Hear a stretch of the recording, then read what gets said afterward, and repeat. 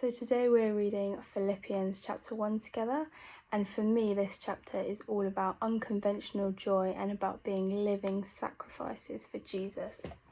So Paul's writing this from prison, but yet the first 11 verses are prayers and thanksgiving. And although Paul had suffered a lot, it was clear that his joy didn't come from his circumstances, but actually that they came from Jesus. And I find that really encouraging, that we can be in the harshest circumstances, but actually when we have heavenly joy, it knows no bounds. Paul then goes on to talk about the importance of advancing the gospel and the sacrifices that he had to make to do this. He says that the trials he faced only strengthened his faith and allowed him to talk about the gospel more fearlessly.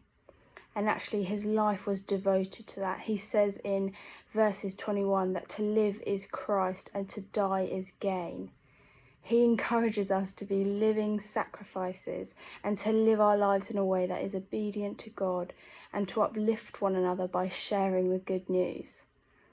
I love this chapter. I think it teaches me that we are partners in grace, but that we are also partners in the work of the gospel, that we don't just share the gift, but that we share the task of spreading the good news, and that we should be actively seeking out ways in which we can do that and to honour God and look for ways to advance his kingdom.